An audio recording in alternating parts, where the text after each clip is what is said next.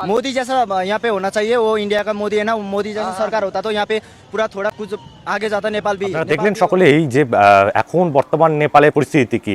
নেপালে এখন প্রত্যেকেই বলছেন যে আমাদের নেপালে ভারতবর্ষের মতন একজন নরেন্দ্র মোদীর মতন একজন প্রধানমন্ত্রী থাকলে আজকে নেপাল এই পজিশনে থাকতো না। এনডিটিভিতে আদিত্য রাজ কলকে দেওয়া এই ইন্টারভিউতে পরিষ্কার হয়ে যাচ্ছে যে নেপালের মানুষজন এবার কি চাইছে। এবং একটা খুব ইন্টারেস্টিং ফ্যাক্ট আপনাদের বলি, এর পিছনে কি আছে। অনেকে অনেক রকমভাবে অনেক কিছু সাসপেক্ট করছেন। কেউ কেউ বলছেন ডিভাস্টেট করতে চাইছে আমেরিকা, কেউ কেউ বলছেন এখানে চায়নার হাত আছে। কিন্তু আমার থিওরিটা এখানে সম্পূর্ণভাবে আলাদা। তার প্রমাণ আপনাদের আমি শুরুতে দিলাম এবং এর পরবর্তীকালে আরও কিছুতে দিচ্ছি। আমি একবার বলছি না এর পিছনে কে আছে বা কিছু আছে, আমি জাস্ট কয়েকটা নিউজ ক্লিপ এবং সেগুলো আপনাদের সামনে আমি তুলে ধরছি। যেমন সাম্প্রতিককালে আপনাদের আমি বলি যে 2020 সাল যখন রাম মন্দির প্রতিষ্ঠা হবে, 2024 রাম মন্দির প্রতিষ্ঠা হওয়ার ঠিক 4 বছর আগে যখন 2020-তে আপনারা জানেন যে রাম মন্দির নিয়ে বিভিন্ন রকম বিতর্ক চলছিল, তারই মাঝে কিন্তু এই নেপালের তৎকালীন প্রধানমন্ত্রী ওলি তিনি কিন্তু নাক গলিয়েছিল এবং গলানোর পর সরাসরি ভারতের সাথে সংঘাতে জড়িয়েছিল। এবং সেই সংঘাতের পরিণতি কি আজকে তাকে ভুগতে হচ্ছে সেটা তো আপনারা আমার থেকে ভালো বলতে পারবেন। কিন্তু সেই সংঘাতটা কী লেগেছিল সেইটা আপনাদেরকে একটু ব্যাকফ্ল্যাশে নিয়ে যাই। 2020 সালের জুলাই মাসে নেপালের তৎকালীন প্রধানমন্ত্রী কেপি শর্মা ওলি এক বিস্ফোরক মন্তব্য করে ভারত নেপাল সম্পর্ককে নাড়া দিয়েছিলেন। তিনি দাবি করেছিলেন ভগবান রাম ভারতের নন, বরং নেপালের বাসিন্দা। ওলির কথায় ভগবান রামের রাজ্য অযোধ্যা ভারতের নয়, বরং নেপালের বীরগঞ্জের পশ্চিমে অবস্থিত। ভারত একটি বিতর্কিত অযোধ্যা তৈরি করেছে।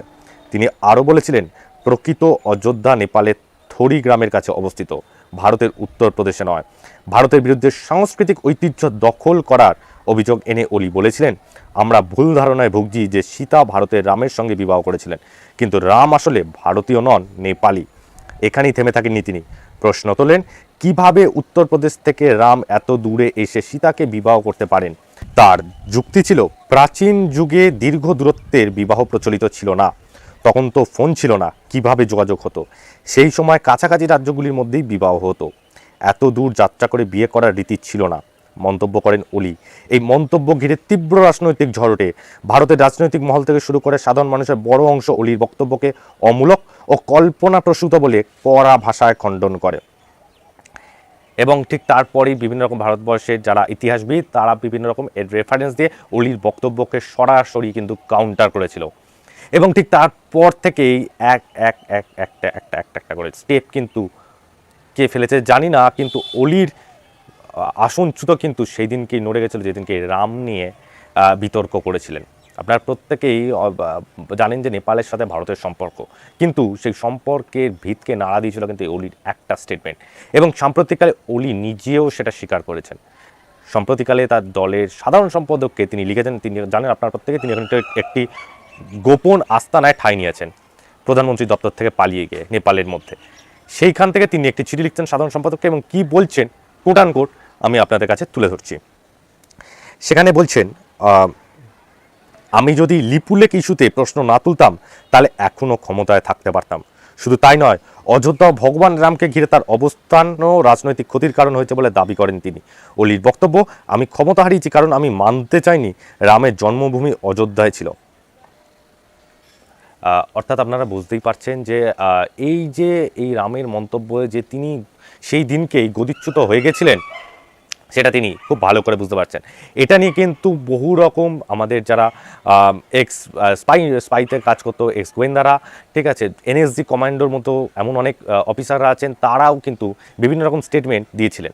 গত 8 মাস আগেও লাকি বিস্ট আপনারা প্রত্যেকেই চেনেন, খুব পপুলার একজন যিনি এনএসজিতে কাজ করেছেন, এমন একজন কিন্তু 8 মাস আগে একটি মন্তব্য করেছিলেন যেখানে তিনি বলেছিলেন যে আপনারা দেখবেন হয়তো কদিন বাদে নেপালেরও ক্ষমতাচ্যুত হবে। তিনি খবরটা পেলেন কোথা থেকে যে নেপালের ক্ষমতাচ্যুত হবে? অর্থাৎ এই 1, 2, 3, 4 করে কিন্তু মেলালে পরিষ্কার বোঝা যাচ্ছে যে ক্ষমতাচ্যুতির পিছনে কার হাত আছে। এবং আপনারা একটা জিনিস খেয়াল করবেন, এই নেপালে গদিচ্যুতরা কবে হলো? ঠিক চায়নাতে একটা এসিও সামিট হলো, প্রধানমন্ত্রী মোদি 7 বছর পরে চায়না গেলেন এবং সেখানে গিয়ে কিন্তু একটি ফটো খুব ভাইরাল হয়েছিল। সেই ফটোটা আমি এই মুহূর্তে আপনাদের দেখাচ্ছি, যেখানে দেখুন Russian president Vladimir Putin, Chinese president Xi Jinping এবং নরেন্দ্র মোদি তিনজন কিন্তু একান্তে কিছু কথা বলছেন। তার মধ্যে কিন্তু কোনো ওই টেলিপ্রম্পটার বা কোনো ইন্টারপ্রেটার যারা দোভাষী হন মূলত তারা কিন্তু নেই। তিনজন কিন্তু একান্তে কথা বলছেন, তাদের মধ্যে কি কথা হলো, এবং তারপরেই প্রধানমন্ত্রী ভারতে উড়ে এলেন এবং তারপরেই এই বিক্ষোভ কিন্তু ব্যাপকভাবে দানা বাঁধল। হ্যাঁ, যদিও এই আন্দোলনকে সাকসেসফুল করার পিছনে কিন্তু একটা বড় ভূমিকা আছে কিন্তু সোশ্যাল মিডিয়া। তিনি সোশ্যাল মিডিয়া ব্যান করেও শেষ মুহূর্ত অবধি কিন্তু তিনি তার গদি টেকাতে পারলেন না। এরকমই কিন্তু নেপালের পিছনে আরও অনেক ইন্টারেস্টিং ঘটনা ঘটে চলেছে। আমরা নজর রাখছি সেদিকে, আপনারাও দেখতে থাকুন ভারত বার্তা।